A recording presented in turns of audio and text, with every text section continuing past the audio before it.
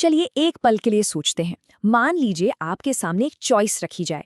एक तरफ है एक बहुत बड़ा साम्राज्य जिसके सामने झुककर आप आराम की जिंदगी जी सकते हैं, और दूसरी तरफ आजादी का एक ख्याल जिसके लिए आपको अपना सब कुछ, मतलब सब कुछ, राजपाट, परिवार, यहाँ तक कि अपनी जान भी दांव पर लगानी पड़ सकती है। ये कोई कोरी कल्पना नहीं है, ये हकीकत थी महाराणा प्रताप की जिंदगी की। और उनके एक फैसले ने उन्हें इतिहास के पन्नों में हमेशा के लिए अमर कर दिया। राजस्थानी लोक कथाओं में एक बड़ी कमाल की बात कही गई है। वो कहते हैं कि हल्दी घाटी के मैदान में एक ही समय में 3 सूरज चमके थे। ये सिर्फ कोई कविता नहीं है, ये हमें महाराणा प्रताप के बारे में कुछ बहुत गहरा बताती है। मतलब उनका व्यक्तित्व इतना शक्तिशाली था, उनका जज्बा इतना प्रचंड था कि लोगों को लगा मानो खुद कुदरत भी उनके साथ खड़ी हो। तो आज हम इसी लीजन की कहानी को समझने वाले हैं। लेकिन महाराणा प्रताप अचानक से कहीं से प्रकट नहीं हुए थे। वो एक बहुत लंबी विरासत का नतीजा थे। एक ऐसी जमीन की पैदाइश थे जिसने सदियों से किसी के आगे झुकना नहीं सीखा था। तो प्रताप को समझने के लिए पहले हमें उस मिट्टी को समझना होगा जिसने उन्हें गढ़ा था। मेवाड़, वो राज्य जिसकी नींव ही प्रतिरोध पर रखी गई थी। अब ये जो टाइमलाइन है ना, ये सिर्फ कुछ राजाओं के नामों की लिस्ट नहीं है। नहीं, ये तो एक कसम की कहानी है जो एक पीढ़ी से दूसरी पीढ़ी तक चलती आई। सोचिए, बप्पा रावल से शुरू होकर लगभग 800 साल पहले और राणा सांगा तक, जिन्होंने 100 से भी ज्यादा सरदारों को एक झंडे के नीचे खड़ा कर दिया था। हर एक राजा ने आजादी की इस मशाल को जलाए रखा और अपने बाद आने वाले को सौंप दिया। तो महाराणा प्रताप को विरासत में सिर्फ एक ताज नहीं मिला था, उन्हें मिला था एक पवित्र कर्तव्य, मेवाड़ को हमेशा आजाद रखना। जानते हैं, मेवाड़ की सबसे बड़ी ताकत उसकी सेना नहीं, बल्कि उसकी जमीन थी। अरावली की पहाड़ियां दीवारों की तरह खड़ी थीं और घने जंगल एक भूल भुलैया जैसे थे। ये बाहर से आने वाली सेनाओं के लिए किसी बुरे सपने से कम नहीं था। लेकिन इसी जमीन ने यहाँ के लोगों को भी गढ़ा। राजपूत और भील जनजातियां, वो सिर्फ यहाँ रहते नहीं थे, वो इस जंगली धरती के मालिक थे, और इसी ने उन्हें इतना ज्यादा आजाद मिजाज बनाया था।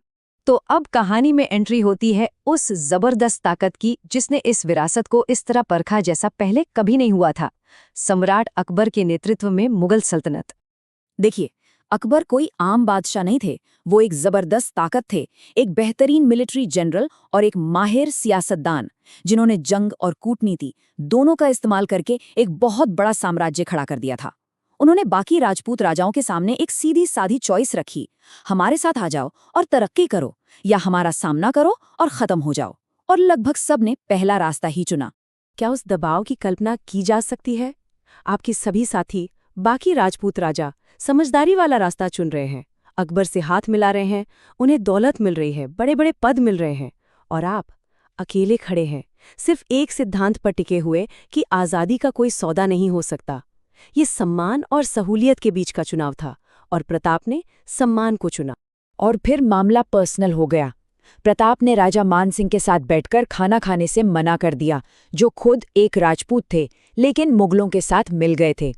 ये सुनने में शायद छोटी सी बात लगे, लेकिन ये बहुत बड़ी बेइज्जती थी। मान सिंह के लिए ये सिर्फ सियासत नहीं रह गई थी, ये उनके मान सम्मान पर आ गई थी। उन्होंने कसम खाई कि वो प्रताप का घमंड तोड़ कर रहेंगे। और बस इस एक मुलाकात ने उस जंग की जमीन तैयार कर दी जो पूरे मेवाड़ को अपनी आग में जलाने वाली थी। इच्छाओं की ये जबरदस्त टक्कर आखिरकार 1576 में हल्दी घाटी की उस मशहूर लड़ाई की वजह बनी। प्रताप ने ये लड़ाई किसी खुले मैदान में लड़ने का फैसला नहीं किया। वो जानते थे कि ये बेवकूफ़ी होगी। उन्होंने एक ऐसी जगह चुनी जहां भूगोल ही उनका सबसे बड़ा हथियार था। हल्दी घाटी का वो तंग पहाड़ी दर्रा। यहाँ मुगलों की भारी भरकम सेना अपनी संख्या का फायदा उठा ही नहीं सकती थी। ये एक बोतल के मुंह जैसा था, जहां कुछ मुट्ठी भर जांबाज हजारों को रोक सकते थे। ये एक शानदार स्ट्रेटेजिक मूव था।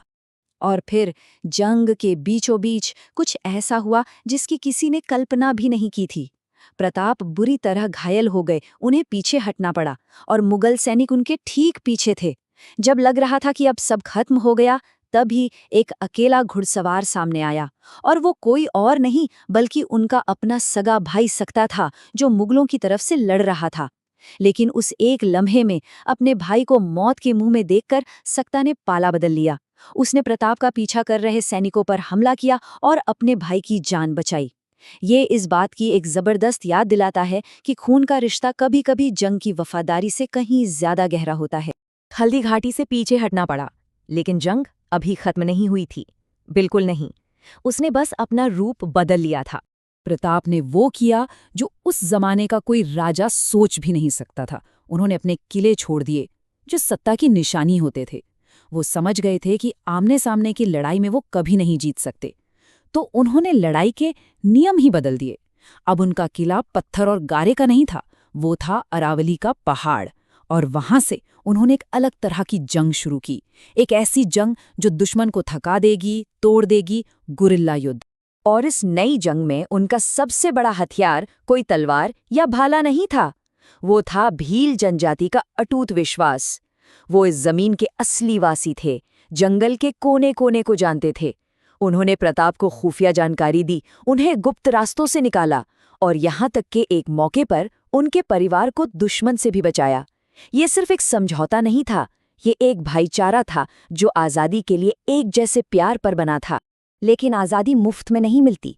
प्रताप का संघर्ष जितना लंबा खिंचता गया, उन्हें और उनके परिवार को उतनी ही बड़ी कीमत चुकानी पड़ी। ये सिर्फ एक राजा की अपने राज्य के लिए लड़ाई नहीं थी, ये एक पति और एक पिता की अपने परिवार को जिंदा रखने की जंग भी थी। एक किस्सा है जिसे इतिहासकार जेम्स टॉड ने लिखा है, और ये किस्सा सुनकर ना सच में दिल दहल जाता है। महाराणा प्रताप की छोटी सी बेटी घास से बनी एक रोटी खा रही थी, तभी एक जंगली बिल्ली आई और वो रोटी उसके हाथ से छीनकर भाग गई। बस इतनी सी बात, इतने सालों की लड़ाई और तकलीफ के बाद इस एक छोटी सी बात ने प्रताप को अंदर से तोड़ दिया। वो रो पड़े। उस एक पल में वो कोई महाराणा या महान योद्धा नहीं थे, वो सिर्फ एक लाचार पिता थे जो अपनी बेटी को भूखा देख रहे थे। देखिए, ये थी आज़ादी की वो भारी कीमत जो वो चुका रहे थे। ये उनकी जिंदगी का सबसे मुश्किल दौर था। इतने साल तक चट्टान की तरह खड़े रहने के बाद इस एक घटना ने उन्हें हिलाकर रख दिया। उन्होंने अपना संघर्ष छोड़ने के बारे में सोचा, मेवाड़ को हमेशा के लिए छोड़ जाने का मन बना लिया। जरा सोचिए, अगर ऐसा हो जाता तो कहानी वहीं खत्म हो जाती, प्रतिरोध की वो लौ हमेशा के लिए बुझ जाती। लेकिन तभी, जब सारी उम्मीदें दम तोड़ चुकी थीं, एक ऐसा हीरो सामने आया जिसकी किसी को उम्मीद नहीं थी। भामाशाह, उनके वफादार मंत्री।